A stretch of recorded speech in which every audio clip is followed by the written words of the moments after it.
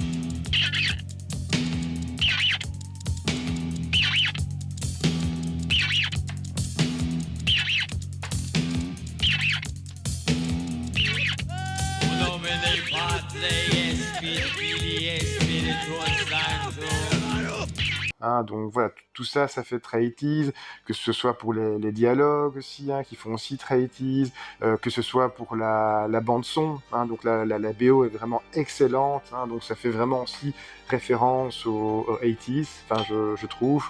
Voilà, vraiment, on ne s'embête pas un seul moment, donc c'est fun, c'est rythmé, c'est généreux. Il y a un film qui date donc fin année 90 ou début année 2000 qui s'appelle Le Couvent, film de Mike Mendes. Pour moi, voilà, il a vraiment, c'est vraiment inspiré de Night of the Demons. Hein. Pour moi, c'est assez criant, hein, donc on voit vraiment les références. Sauf que dans Le Couvent, il y a quand même quelques problèmes de rythme, hein, alors que le film dure à peine 78 minutes, quelque chose comme ça. Mais c'est pas le cas pour Night of the Demons. Il se passe toujours quelque chose à l'écran, que ce soit les interactions entre les personnages, la caméra virevoltante, par le sens du montage. Kevin Tenney, il sait aussi insuffler une atmosphère dans ce film. La danse d'Angela, voilà, il y a quelques séquences marquantes, hein, donc comme la danse d'Angela, par exemple, ou la fin avec les petits vieux. Hein, donc ne mangez pas les pommes, les amis. Hein, donc attention, manger des pommes, ça tue. Non, je rigole. C'est bon les pommes et en plus c'est la saison en fait. Hein. Mais voilà, il y a plein de bonnes idées. Les personnages sont vraiment super cool, sont vraiment super sympas. Il y a un peu de nudité aussi. Vraiment un film à voir. Pas seulement pour la période d'Halloween, hein, parce que là on est encore un peu, même si on est le 13 novembre, date à laquelle j'enregistre cette vidéo, on est, voilà, de cette période d'Halloween également en fait. Hein. Donc voilà, c'est vraiment typiquement le film à voir entre potes lors de la période d'Halloween, mais pas seulement. Hein, je veux dire, on peut le voir à n'importe quelle saison, n'importe quel moment de l'année, mais c'est mieux, c'est plus sympa de le voir le soir en fait. Hein. Donc même si le film ne fait pas peur, hein, donc on est vraiment dans la déconne, même s'il y a quelques moments de tension hein, dans le film qui sont assez bien rendus. L'histoire, le pitch, donc il est assez simple en fait. Hein, donc c'est juste une bande d'ados qui voudrait fêter. Normalement, ils devaient fêter. C'était pour la Halloween, je pense en fait. Je sais plus si c'était pour Halloween ou si c'était pour le bal de promo, le bal de fin d'année, je ne sais plus. Donc ça, je vous mettrai ça là en fait. Mais en tout cas. Normalement, ils devaient fêter ça à l'école et finalement, il y a eu un changement de plan. Angela, donc Angela qui est l'hôte, hein, donc c'est l'organisatrice de la soirée, elle décide plutôt de faire la soirée à la maison des Hulles et la maison des Hulles, donc c'est une maison donc assez inquiétante, hein, qui est vraiment située au milieu nulle part, qui est abandonnée. Et voilà, ils vont faire la fête dans cette maison, donc cette grande maison, donc la maison des Hulles, vraiment, comme je le répète, vraiment assez isolée. Et lors de ces fêtes, ils vont faire une séance, ils vont vouloir invoquer des esprits, hein, donc, devant un grand miroir, en fait. Et lors de cette évocation, malheureusement, oui, ils vont invoquer un esprit, mais pas un esprit bienfaisant. Concentrate.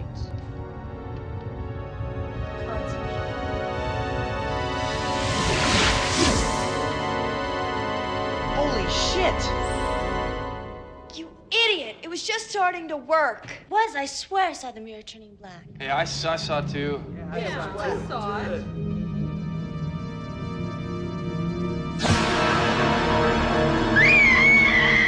Hein, donc, un par un, donc les personnages vont se faire posséder par ces esprits, par ces démons, et fatalement, ils vont se faire tuer un par un. Et voilà, comme vous voyez, le pitch est encore une fois assez basique, hein, donc c'est vraiment un scénario basique, mais voilà, on va droit au but. Franchement, on ne s'embête pas. Hein, comme, voilà, je répète, c'est fun, c'est généreux, c'est empreint de nostalgie, enfin en tout cas pour moi, hein, il marche toujours autant pour moi ce film. Vraiment un film à voir entre potes, c'est vraiment plus sympa de le voir à plusieurs en fait. Et il y a plein de bonnes idées. Il y a comme le générique animé, hein, le générique animé de début.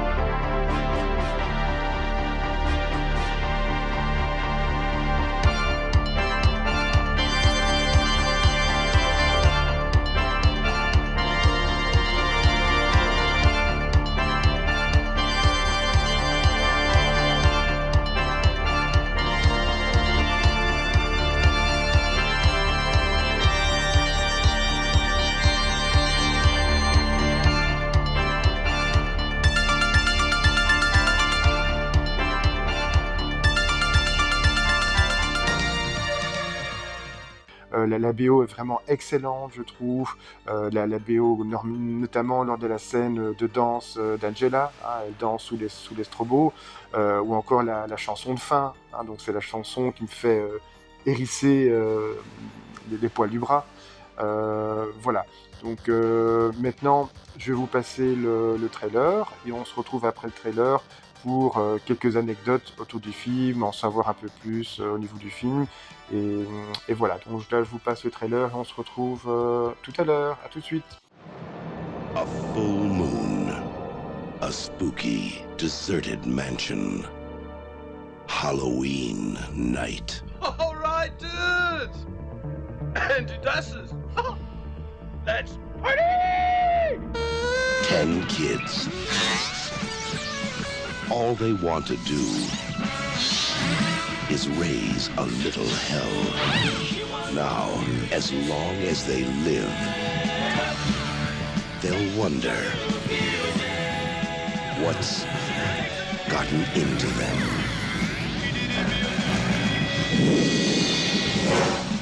Night of the Demons.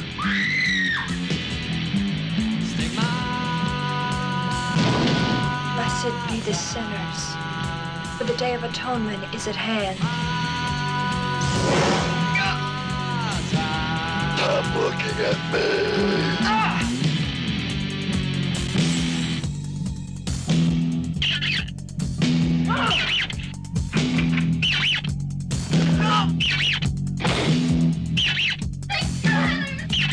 We're gonna get out of here!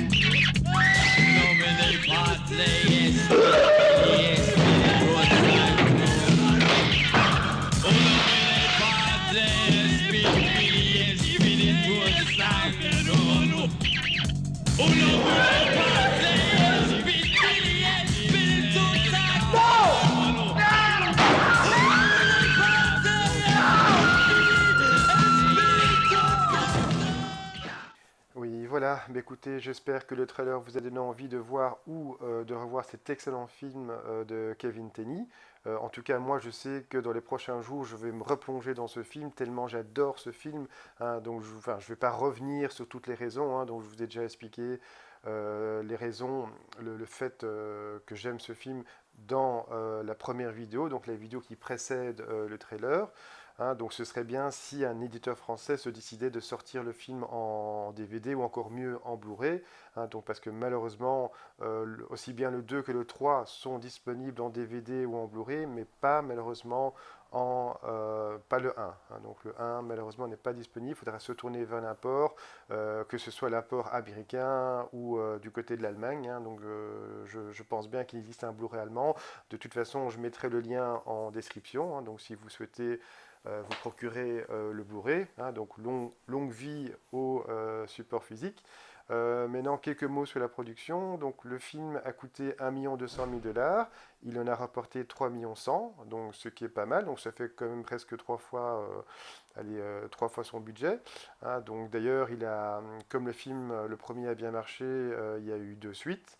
Les 2 suites n'ont pas été réalisées par Kevin Tenney, mais le troisième a été scénarisé par Kevin Tenney.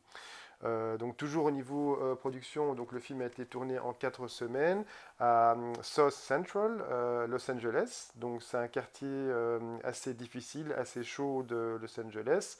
Il y a le Training Day a été tourné là-bas, donc le film de Fuqua avec Denzel. Assaut, hein, donc un des premiers films de Big John a également été tourné là-bas, ainsi qu'un des armes fatales. Je ne sais plus quel film, mais un des armes fatales a été tourné dans ce film. Euh, donc Amelia Kincaid, donc c'est l'actrice qui interprète Angela dans le film. Donc c'est une ancienne danseuse professionnelle et donc c'est elle-même qui a créé et interprété la chorégraphie hein, lors de la fameuse scène de danse. Hein. Donc c'est une scène où elle séduit Stooge, hein, donc ce qui fonctionne très bien, mais malheureusement pour Stooge, ça va mal se finir pour lui. Hein. Donc Angela va lui donner un baiser d'un genre spécial. Assez douloureux, on va dire. Amelia Kincaid a été embauchée par la directrice de casting parce qu'elle lui a vraiment fait peur. Hein. Donc, grâce à ses talents de comédienne, elle a vraiment réussi à effrayer la directrice de casting, ce qui a fait qu'elle l'a embauchée. Toujours Amelia Kincaid, lors d'une convention en 2013. Elle était vraiment étonnée de voir tous des jeunes arborer des tatouages qui la représentaient, hein, qui représentaient son personnage d'Angela. Elle ne pensait pas que ce film avait un tel écho, que ce film était aussi culte, mais si, hein, donc c'est vraiment un film c'est vrai pour moi qui pour moi est vraiment culte. Hein, donc il passe vraiment, il survit très bien à l'épreuve du temps, même si c'est vrai il est générationnel. Hein, donc j'ai 47 ans, quand le film est sorti, donc j'avais 12 ans, mais même si je l'avais pas vu à l'époque. Hein, donc à l'époque j'avais pas vu ce film, mais voilà, même s'il y a un côté générationnel fort marqué, le film est vraiment très typé années 80, fort marqué années 80. Hein, donc comme j'ai expliqué dans la première partie des vidéos. Mais vraiment, c'est un excellent film. Hein. Vraiment, à voir entre potes, à la période d'Halloween ou à n'importe quelle période de toute façon. Le personnage de Judy, donc l'actrice donc, qui interprète Judy, je reviens plus sur son nom, mais je mettrai son nom là. Elle a quitté son job de serveuse pour tourner dans ce film. Malheureusement, elle n'a rien trouvé, elle n'a rien tourné après, sauf un film 33 ans plus tard. Donc 33 ans plus tard, elle a pu tourner dans un nouveau film en fait. Donc c'est marrant de se dire qu'après 33 ans, elle a tourné dans un film, dans un autre film. Linnea Quigley et Steve Johnson, donc Steve Johnson qui est le chef maquilleur, hein, donc il s'occupait des effets spéciaux également. Eh bien, ils se sont rencontrés sur le tournage de ce film et plus tard, ils se sont mariés. La maison des Hulles, donc la grande maison où se déroule le film, en fait, était en tellement mauvais état qu'après le tournage, cette maison a été détruite et on a construit un supermarché à la place.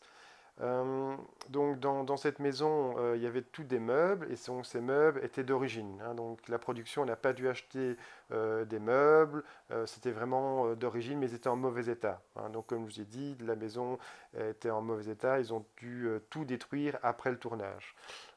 Et apparemment, pendant le tournage, je ne sais pas si c'est vrai ou pas, mais les acteurs, l'équipe de tournage, ils entendaient des murmures, ils entendaient des voix, des bruits, alors qu'il n'y avait personne dans la pièce où ils étaient, où il n'y avait personne dans le couloir, mais ils entendaient ces bruits. Donc, vous voyez, un peu surnaturel. Maintenant, est-ce que c'était pour faire la promotion du film? Ça, je ne sais pas. Sal Romero, donc c'est un des personnages du film. Romero fait évidemment référence au réalisateur George Romero. Donc ça se termine pas très bien pour lui non plus, pour Sal malheureusement. Donc c'est un de mes personnages préférés dans le film. Mais donc voilà, écoutez, si vous avez apprécié cette vidéo, donc n'hésitez pas à lâcher un petit pouce bleu, à laisser un commentaire et surtout à vous abonner. Hein, donc c'est ce qui m'aiderait le plus. Mais écoutez, encore une fois, j'espère que cette vidéo vous a plu et je vous dis à la prochaine.